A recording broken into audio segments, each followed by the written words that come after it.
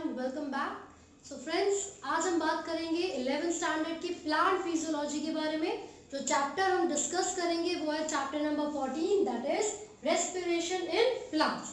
तो फ्रेंड्स, मुझे उम्मीद है कि आप लोगों की तैयारी बहुत अच्छी चल रही होगी और जो स्टूडेंट्स ऑलरेडी मेरी प्लांट फिजियोलॉजी की वीडियोस को देख चुके हैं उनके कंसेप्ट भी क्लियर होंगे, टॉपिक्स उनको समझ में आए होंगे, क्योंकि वो बच्चे जो ऑलरेडी वीडियोस देख चुके हैं, पढ़ाई कर रहे हैं और टॉपिक्स को समझ रहे हैं, आज की वीडियो उनके लिए बहुत इंपॉर्टेंट है, क्योंकि आपको ये पता चलेगा कि क्या वो टॉपिक्स आपको अच्छे से समझ में आए हैं या नहीं। और जिस बच्चे को टॉपिक्स क्लियर हैं, आज के क्वेश्चंस के जवाब भी वो बहुत अच्छे से दे पाएंगे, ठीक है। बट अगर अभी भी आपने वीडियोस नहीं देखी है, चैप्टर नंबर 14 की थ्योरी, उसका कंसेप्ट आपको नहीं पता है, तो पहले जाकर वो वीडियोस देखिए, अपने कंसेप्ट क्लियर कीजिए और फिर ये क्वेश्चंस ट्राई कीजिए जो कि हम आज डिस्कस कर रहे हैं। स्टार्ट करते हैं फिर फटाफट से कौन कौन से क्वेश्चंस चैप्टर नंबर 14 से आपसे पूछे जाएंगे। तो जो चैप्टर है रेस्पिरेशन, तो ये जो रेस्पिरेशन के बारे में, या कितने टाइप की रेस्पिरेशन है, कौन सी जगह पर होती है, कितने अमाउंट ऑफ एनर्जी रिलीज होती है, या कौन से एंजाइम इसके लिए रिस्पॉन्सिबल है, कोई भी क्वेश्चन आपसे पूछा जा सकता है, ठीक है। तो तैयार रहिए, फर्स्ट क्वेश्चन से हम स्टार्ट कर रहे हैं, देखते हैं किस तरीके के क्वेश्चन हमसे पूछे जा रहे हैं। So the question number 1 is cytochromes are found in. अभी साइटोक्रोम्स क्या होते हैं? These are certain electron transporters, electron carriers. वो क्या करेंगे? इलेक्ट्रॉन्स को एक से दूसरी जगह तक पहुंचाएंगे, एनर्जी की यानी कि एटीपी की फॉर्मेशन करेंगे। तो एटीपी की फॉर्मेशन कहाँ होती है? माइटोकॉन्ड्रिया में। तो चलो ये पता चल गया कि जो साइटोक्रोम होते हैं वो माइटोकॉन्ड्रिया में प्रेजेंट होंगे, लेकिन माइटोकॉन्ड्रिया के कौन से पार्ट में प्रेजेंट होंगे ये भी तो पता चलना जरूरी है। तो देखते हैं क्वेश्चन क्या कहता है। Cytochromes are found in cristae of mitochondria, lysosomes, matrix of mitochondria, outer wall of mitochondria. So the answer is 1, cristae of mitochondria. कहाँ पर प्रेजेंट होते हैं cytochromes? Cristae. Next question is in which of the following processes CO2 is not released? जो चार options आपको given है उसमें से कौन सा ऐसा प्रोसेस है जिसमें CO2 रिलीज नहीं होती, ठीक है। तो एरोबिक रेस्पिरेशन इन प्लांट्स, क्या ऑक्सीजन की प्रेजेंस में CO2 रिलीज नहीं होती है? होती है। आपने इक्वेशन पढ़ी होगी, C6H12O6 plus O2 gives CO2 plus H2O plus energy, correct. दूसरा पार्ट है aerobic respiration in animals, animals में भी होती है, प्लांट्स में भी होती है। तीसरा पार्ट है एल्कोहलिक फर्मेंटेशन। भाई एल्कोहलिक फर्मेंटेशन जरा ध्यान से देखिए, ये है ग्लूकोज। जब ग्लूकोज का ब्रेकडाउन होता है तो वो दो मॉलिक्यूल्स ऑफ पायरुवेट यानी कि पायरुविक एसिड के दो मॉलिक्यूल्स की फॉर्मेशन करता है। फिर उसके बाद जब ये पायरुविक एसिड की हम बात करेंगे तो ये दो तरीके से फर्दर ब्रेकडाउन हो सकता है ना। यीस्ट के अंदर अल्कोहलिक फर्मेंटेशन होती है, उसके अंदर जब NADH उसमें ऑक्सीडाइज हो जाएगा तो यहाँ पर फॉर्मेशन होती है किसकी? अल्कोहल यानी कि इथेनॉल की प्लस CO2 की। तो भैया यीस्ट के अंदर इथेनॉल, यीस्ट के अंदर तो बन गया, CO2 भी बना था और अल्कोहल भी यानी कि इथेनॉल। लेकिन जब हम अपने मसल्स के बारे में बात करते हैं, ह्यूमन मसल्स में, उसमें भी एनारोबिकली क्या होगा? जो पायरुवेट थे उनका ब्रेकडाउन होगा। तो जब वो ब्रेकडाउन करेगा तो फॉर्मेशन किसकी होगी भाई? लैक्टिक एसिड की, और सिर्फ लैक्टिक एसिड। तो इसका मतलब ये हुआ कि जब लैक्टिक एसिड की फॉर्मेशन होती है तो CO2 नहीं बनता। सो the answer is 4th, lactate fermentation, correct. Next question क्या है? Which of the metabolites is common to respiration mediated breakdown of fat, carbohydrates and protein? Question ये है, जब फैट का ब्रेकडाउन होगा, कार्बोहाइड्रेट्स का ब्रेकडाउन होगा और प्रोटीन का ब्रेकडाउन होगा, तो तीनों के ब्रेकडाउन होने पर कौन सा एक ऐसा मॉलिक्यूल है जो कि इंटरमीडिएट की तरह काम करेगा? So the answer is acetyl coenzyme A, acetyl coenzyme A, ठीक है। नेक्स्ट क्वेश्चन है, in the mitochondria the protons accumulate in. जब भी माइटोकॉन्ड्रिया की बात करें तो जो H+ आयंस हैं यानी कि जो प्रोटॉन्स है वो कहाँ जाकर इकट्ठे होंगे? तो इलेक्ट्रॉन ट्रांसपोर्ट सिस्टम में, मैंने ऑलरेडी प्रीवियस वीडियोस में समझा दिया है, आप इस चैप्टर की वीडियो जरूर देखें। तो क्वेश्चन ये था कि प्रोटॉन्स कहाँ जाकर एक्यूमुलेट होते हैं, outer membrane, inner membrane, inter membrane space या फिर matrix. So the answer is intermembrane space, जहाँ पर सारे H+ आयंस प्रेजेंट होंगे। नेक्स्ट क्वेश्चन है the energy releasing metabolic process in which substrate is oxidized without an external electron acceptor। अभी जो मैंने आपको ये पूरा प्रोसेस समझाया, इट वाज फर्मेंटेशन, जो कि ऑक्सीजन की डिफिशियंसी में चल रहा था। तो क्या इसमें कहीं भी इलेक्ट्रॉन की इन्वॉल्वमेंट या फिर ट्रांसफर था? नहीं था। तो इसका मतलब ये हुआ कि फर्मेंटेशन एक ऐसा प्रोसेस है जिसमें लिखा हुआ है substrate is oxidised without an external electron acceptor. So the answer is fermentation, right. Next question है aerobic respiratory pathways is approximately term. जो एरोबिक रेस्पिरेटरी पाथवे होते हैं, अप्रोक्सीमेटली नहीं अप्रोप्रिएटली, उनको क्या कहा जाता है? देखिए, जो एरोबिक रेस्पिरेटरी पाथवे हैं, इन पाथवेज में कैटाबॉलिज्म और एनाबॉलिज्म दोनों ही रिएक्शंस होते हैं। तो कैटाबॉलिक पाथवे भी है और एनाबॉलिक पाथवे भी है। तो वो सभी रिएक्शंस जिसमें दोनों ही तरीके के पाथवेज होते हैं उनको क्या कहा जाता है? Amphibolic pathway. So the anabolic या फिर ये जो भी हमने पढ़ा था एरोबिक रेस्पिरेटरी पाथवे, ये क्या होंगे? एम्फीबॉलिक पाथवेज, ठीक है। नेक्स्ट क्वेश्चन की तरफ बढ़ते हैं।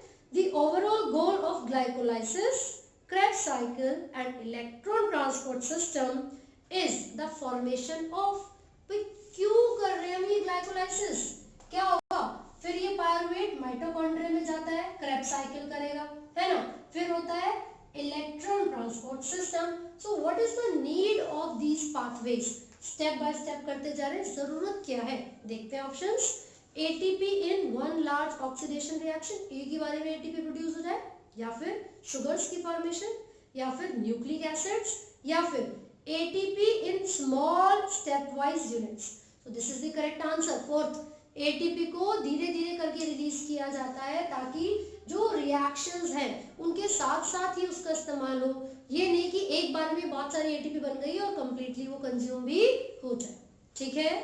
नेक्स्ट क्वेश्चन क्या दिया हुआ है हमें? बोला जा रहा है all enzymes of TCA, try carboxylic acid cycle, Krebs cycle का ही दूसरा नाम होता है TCA या फिर सिट्रिक एसिड साइकिल। तो क्वेश्चन ये है all enzymes of TCA are located in the mitochondrial matrix.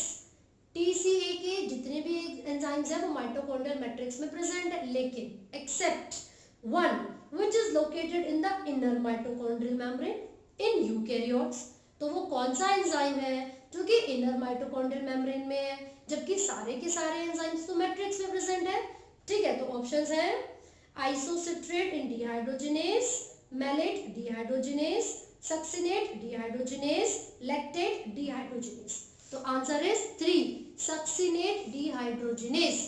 वो एक ऐसा एंजाइम है जो कि इंटरमेम्ब्रेन स्पेस में प्रेजेंट होता है यूकैरियोट्स के केस में, और साइटोसोल में प्रेजेंट होता है प्रोकैरियोट्स के केस में। तो आपको इसको याद रखना है। इंटर मेम्ब्रेन में, इंटर माइटोकॉन्ड्रियल मेम्ब्रेन में प्रेजेंट होगा यूकैरियोट्स में, और साइटोसोल में प्रेजेंट होगा प्रोकैरियोट्स में, ठीक है। Which enzyme? Succinate dehydrogenase. चलिए नेक्स्ट क्वेश्चन हमें दिया हुआ है during which stage in the complete oxidation of glucose are greatest number of ATP molecules are formed. कौन सी स्टेज होती है ग्लूकोज के कंप्लीट ऑक्सीडेशन में जिसमें लार्ज नंबर ऑफ ATP की फॉर्मेशन होगी फ्रॉम ADP, ठीक है।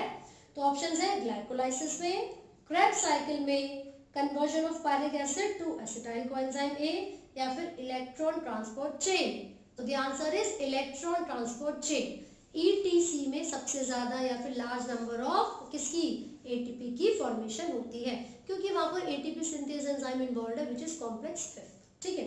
नेक्स्ट है in glycolysis during oxidation electrons are removed by. जब भी ग्लाइकोलाइसिस होगी तो उसमें जब ऑक्सीडेशन होती है तो इलेक्ट्रॉन्स को कौन रिमूव करेगा? NAD+, ठीक है।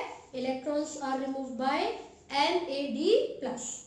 अगला क्वेश्चन है इन अल्कोहल फर्मेंटेशन, जब भी अल्कोहल का फर्मेंटेशन होगा, triose phosphate is the electron donor while acetyl aldehyde is the electron acceptor। बिल्कुल पहले ही लाइन करेक्ट दे रखी है। देखिए जब भी अल्कोहल फर्मेंटेशन होता है तो जो ट्रायोस फॉस्फेट है वो इलेक्ट्रॉन डोनर होती है और एसिटाइल अल्डिहाइड इलेक्ट्रॉन एक्सेप्टर है। ये आपको याद रखना है ना, यहाँ पर आपको याद रखना पड़ेगा NADPH के बारे में भी। फिर उसके बाद में दे रखा है in which of the following do the two names refer to one and same thing, यानी कि 4 ऑप्शंस दे रखे हैं। इन 4 ऑप्शंस में से कौन सा ऑप्शन एक ही चीज को रिप्रेजेंट कर रहा है, मतलब 2 वर्ड्स एक साथ लिखे हैं लेकिन वो दोनों ही एक चीज को रिप्रेजेंट करते हैं, जरा बताना। पहला है Krebs cycle and Calvin cycle, क्या ये दोनों एक ही है? पता नहीं, बताओगे आप ही। दूसरा tri carboxylic acid cycle and citric acid cycle. तीसरा citric acid cycle and Calvin cycle. चौथा ट्राई कार्बोक्सिलिक एसिड साइकिल और यूरिया साइकिल। तो कौन सा करेक्ट आंसर है? मैंने बताया था कि क्रेब्स साइकिल को ही ट्राई कार्बोक्सिलिक एसिड साइकिल भी कहा जाता है और इसी को ही सिट्रिक एसिड साइकिल भी कहते हैं। क्लियर हो गया? तो फिर कौन सा ऑप्शन करेक्ट हुआ? सेकंड। नेक्स्ट क्वेश्चन आपसे पूछा गया है how many ATP molecules are produced by aerobic oxidation. मैंने क्वेश्चन पूछा है how many ATP molecules are produced by aerobic respiration या oxidation of one molecule of glucose. Options है 2, 4, 38, 34। 2 या 4 या 38 या 34। अब बच्चे दो चीज़ों में कंफ्यूज रहते हैं, कहीं पर 36 भी लिखा होता है और वो भी करेक्ट है और कहीं पर 38 भी लिखा होता है वो भी करेक्ट है। तो मैम कौन सा सही करें? तो देखिए जब पूछेंगे कि कितने मॉलिक्यूल्स का गेन होगा जब ग्लूकोज का ब्रेकडाउन होता है तो 38 मॉलिक्यूल्स का हुआ था, लेकिन जब नेट गेन ही पूछा जाए स्पेसिफिकली लिखा होगा कितने एटीपी मॉलिक्यूल्स का नेट गेन हुआ था जब कंप्लीट ऑक्सीडेशन हुआ ग्लूकोज का, तब आपका आंसर कितना आना चाहिए भाई? टोटल बने 38। टोटल कितने बने? 38 ही तो बने। तो आपसे जब टोटल पूछे जाएंगे, जैसे इस क्वेश्चन में मैंने पूछा how many ATP molecules are present, तो आपने 38 बोलो, आपका आंसर होगा 38। वैसे भी 36 ऑप्शन में नहीं है ना, लेकिन 36 करेक्ट तभी होता जब आपसे पूछते नेट गेन कितना हुआ। टोटल एटीपी तो 38 ही बने थे, वो बात अलग है कि उसमें से 2 एटीपी को इलेक्ट्रॉन ट्रांसपोर्ट सिस्टम में यूज कर लिया गया। समझ रहे हो? तो आंसर फिर जब नेट गेन पूछेंगे तो 36 होगा, लेकिन जब टोटल एटीपी पूछेंगे तो 38 होगा। क्लियर है? आगे बढ़ते हैं। साइटोक्रोम इज, भाई साइटोक्रोम क्या है आपको बताना है। मेटालोफ्लेविन प्रोटीन, Fe यानी कि आयरन कंटेनिंग पोरफायरिन पिगमेंट, या फिर ग्लाइकोप्रोटीन, या फिर लिपिड। तो जो साइटोक्रोम्स होते हैं these are iron containing porphyrin pigment. Iron containing porphyrin pigment, ये साइटोक्रोम्स होते हैं which act as electron carrier. ठीक है, नेक्स्ट क्वेश्चन क्या है? Which of the following is the key intermediate? Same glycolysis, Krebs cycle या फिर TCA, इनके अंदर इंटरमीडिएट कौन सा होता है? कौन सा था? Acetyl coenzyme A। Next question है the end product of fermentation are. Fermentation का एंड प्रोडक्ट आपको बताना है O2 एंड C2H5OH यानी कि अल्कोहल, इथेनॉल जिसको आप कहते हो, या फिर CO2 एंड एसिटाल्डिहाइड, या फिर CO2 एंड O2, या फिर CO2 and ethanol. So the answer is CO2 and ethanol. Right. अगला क्वेश्चन क्या कह रहा है भाई? At the end of glycolysis 6 carbon compound ultimately changes into. जब भी ग्लाइकोलाइसिस का एंड होगा तो ये जो 6 कार्बन का कंपाउंड था वो अल्टीमेटली किस में बदल गया? 3 कार्बन के पायरुविक एसिड में, हालांकि 2 पायरुविक एसिड बनेंगे। ठीक है, अगला क्वेश्चन कहता है the ultimate respiratory substrate yielding यानी कि producing maximum number of ATP molecules. आपको 4 ऑप्शंस दिए हैं और पूछा यह है कि इन चारों में से सबसे ज्यादा एनर्जी यानी कि एटीपी प्रोड्यूस करने वाला अल्टीमेट रेस्पिरेटरी प्रोडक्ट क्या है? ठीक है, मतलब किसके ब्रेकडाउन होने पर सबसे ज्यादा एटीपी प्रोड्यूस होगी। ऑप्शंस है glycogen, ketogenic amino acid, glucose, amylose. So the answer is glucose. तभी तो उसको रेस्पिरेटरी प्रोडक्ट की तरह यूज कर रहे हो भाई, रेस्पिरेटरी सबस्ट्रेट। राइट। अगला क्वेश्चन क्या है हमारे पास? आपसे पूछा गया है the first phase in the breakdown of glucose in animal cell. Animal cell के अंदर जब ग्लूकोज का ब्रेकडाउन होगा तो सबसे पहले कौन सा फेज आएगा? This is the first phase and what is this called? Glycolysis.